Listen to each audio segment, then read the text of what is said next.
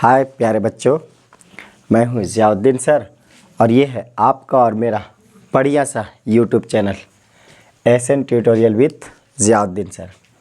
आज हम लोग कक्षा 10 के साइंस एनसीईआरटी बुक के अध्याय 6 को पढ़ने वाले हैं, जो कि है जैव प्रक्रम। जैव प्रक्रम यानी कि लाइफ प्रोसेस। इस जैव प्रक्रम चैप्टर में आज हम लोग एक नए टॉपिक को पढ़ने वाले हैं, जो कि है पादपों में परिवहन। पादपों में परिवहन का अर्थ क्या है?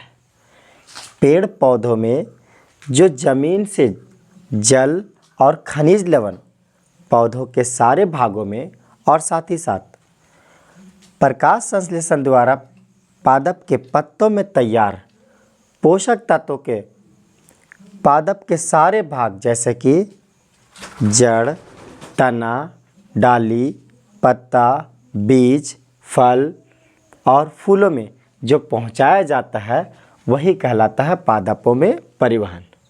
तो पादपों में परिवहन को सीखने से पहले हम एक बार मनुष्यों में परिवहन को समझेंगे। तो मनुष्यों में परिवहन क्या होता है?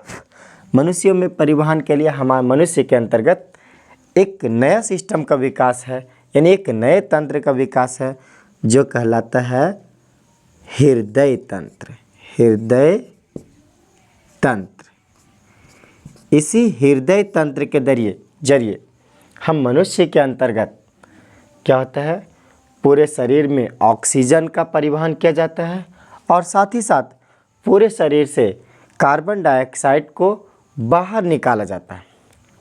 तो ये क्रियाएं कैसे होता है, इसको सीखने से पहले जो हम एक बार पुनः से जो हम लोग पीछे पढ़ चुके हैं जैव प्रक्रम चैप्टर को, उसे हम पुनः से बताते हैं। जैव प्रक्रम।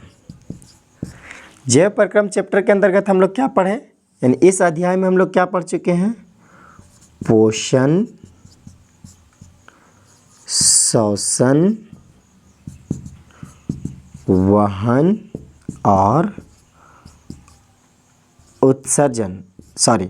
उत्सर्जन को हम लोग पढ़े नहीं हैं।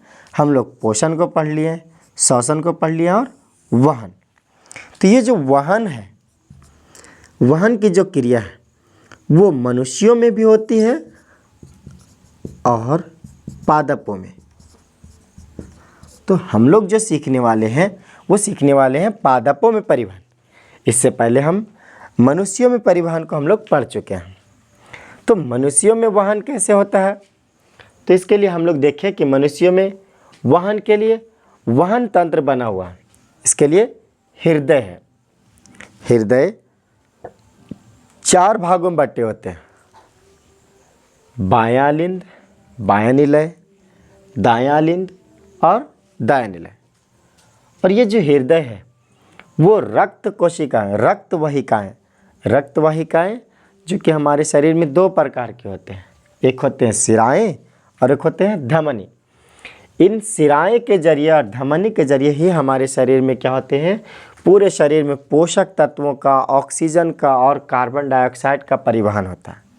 तो ये कैसे होता है, इसके लिए आपने देखा कि जब हम मनुष्य क्या होते हैं, नाक से सांस लेते हैं तो वो पहुंचता है फेफड़ों से होकर के कुपिकाओं में, और कुपिकाओं के अंदर क्या होता है, रक्त होता है। उसी रक्त को के अंदर क्या किया जाता है, ऑक्सीजन को रख लिए जाते हैं। अर्थात जो नाक से हम लोग सांस लेते हैं वो कुपिकाओं के अंतर्गत जो ब्लड होते हैं, ब्लड के अंदर ऑक्सीजन को भर लिए जाते हैं। और वहाँ से फिर क्या होता है, फुफ्फुस शिराओं के जरिए हमारे शरीर में 2 प्रकार के रक्त वाहिकाएं होते हैं। एक होते हैं शिराएं और एक होते हैं धमनी। तो जो हमारे कुपिकाओं के अंदर जो रक्त होता है उसे फुफ्फुस शिराओं के जरिए कहाँ लाया जाता है, हृदय के बायां लिंद में। और बायां लिंद से कहाँ लाया जाता है, बायां निलय से। और बायां निलय से क्या होता है, महाधमनी के सहारे हम हमारे पूरे शरीर के कोशिकाओं तक पहुँचा दिए जाते हैं। जहाँ पे क्या होता है, जहाँ पे होता है कोशिकीय श्वसन। कोशिकीय श्वसन का मतलब क्या है कि C6H12O6 जब ऑक्सीजन के साथ मिलते हैं तो बनता है कार्बन डाइऑक्साइड और जल और ATP ऊर्जा, और साथ ही साथ ऊष्मा भी बनता है। ऊष्मा, जिससे हमारा शरीर क्या होता है, थोड़ा गर्म हो जाता है। अब हम लोग क्या सीखे, हम लोग ये सीखे कि जब हम लोग सांस लेते हैं तो पहले पहुंचता है नाक से होते हुए कुपिकाओं तक। कुपिकाओं यानी कि फुफ्फुस के अंतर्गत एक ऐसी स्थान जहाँ पे ऑक्सीजन को ब्लड के अंदर भर लिए जाते हैं, और वो स्थान क्या है, कुपिका। कुपिकाओं के अंदर अंतर्गत से क्या होते हैं, फुफ्फुस शिराओं से हृदय के बायां लिंब मिलाया जाता है, और बायां लिंब से बायां निलय में।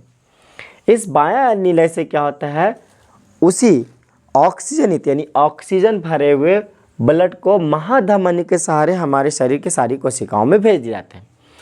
जब एक बार कोशिकाओं में जाएगा तो हर एक कोशिकाओं में जो ग्लूकोज है यानी कार्बोहाइड्रेट है और ऑक्सीजन दोनों आपस में क्या करेंगे, अभिक्रिया करेंगे और बनाएंगे कार्बन डाइऑक्साइड, जल और एटीपी ऊर्जा।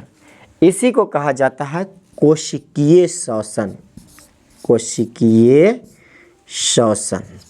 कोशिकीय श्वसन का क्या अर्थ है, कोशिकीय श्वसन का अर्थ है कि ग्लूकोज और ऑक्सीजन के उपस्थिति में ऊर्जा प्राप्त करने की प्रक्रिया।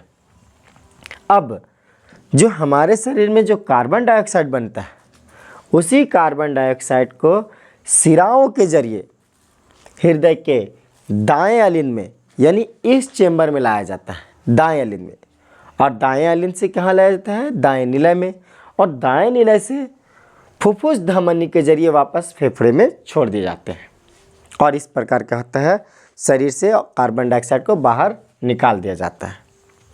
तो हम लोग क्या सीखे, हम लोग ये सीखे कि हमारे शरीर में क्या होता है, ऑक्सीजन के परिवहन या फिर पोषक तत्वों के परिवहन के लिए हमारे शरीर में हृदय तंत्र का विकास हुआ, जिसे वहन तंत्र भी कहते हैं।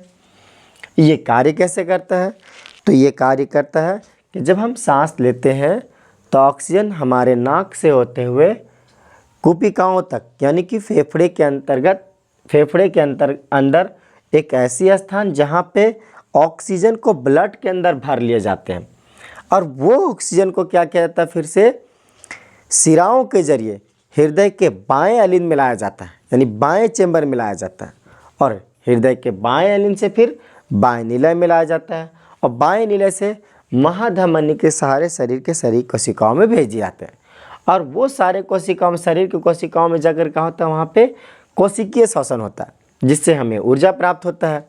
अब ये कोशिकीय श्वसन क्या होता है, तो कोशिकीय श्वसन होता है कार्बोहाइड्रेट यानी ग्लूकोज और ऑक्सीजन की उपस्थिति में वहाँ अभिक्रिया होता है, ऊर्जा प्राप्त होता है उससे, और वहाँ पे कार्बन डाइऑक्साइड बनता है। ये जो कार्बन डाइऑक्साइड बनता है, इसे वापस से शिराओं के जरिए हृदय के दाएं अलिंद में लाए जाते हैं, दाएं चेंबर में, इसमें, और फिर दाएं अलिंद से दाएं निलय में, और दाएं निलय से क्या कहते हैं, से फुफ्फुस शिराओं के जरिए कहा क्या, फुफ्फुस धमनी के जरिए से वापस फेफड़े में भेज दिया जाता है।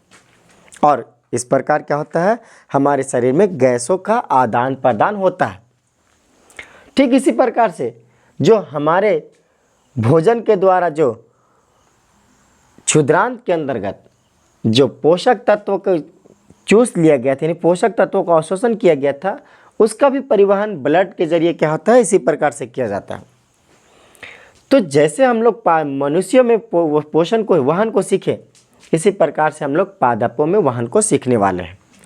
तो पादपों में वहन के लिए क्या है कि पादपों में वहन के लिए दो प्रकार के नलिकाएं होते हैं। एक कहलाते हैं जाइलम, एक कहलाता है जाइलम। जाइलम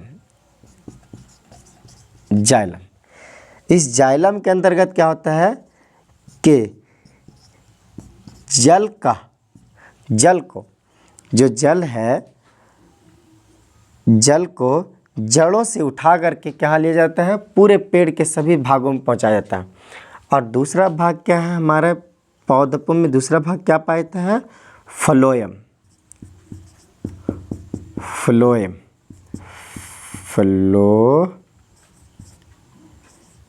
फ्लोएम यानी जल के परिवहन के लिए क्या बना हुआ हमारे पादपों में, जाइलम नलिका, और पोषक तत्वों के परिवहन के लिए क्या बना हुआ हमारे पादपों में, तो फ्लोएम नलिकाएं। इस जाइलम नलिकाओं के जरिए जल को जब पौधों के जड़ों से अवशोषित करके पौधों के सारे भागों में पहुंचा दिए जाते हैं। जबकि फ्लोएम का क्या कार्य है? फ्लोएम नलिका का कार्य क्या है कि फ्लोएम नलिका से पौधों के सारे भागों से फ्लोएम के जरिए पोषक तत्वों को ला करके पौधों के सारे भागों में पहुंचाए जाते हैं। आपको बता दें एक बात कि जो जाइलम होते हैं, जाइलम में जल एक ही दिशा की ओर जाता है, जबकि फ्लोएम में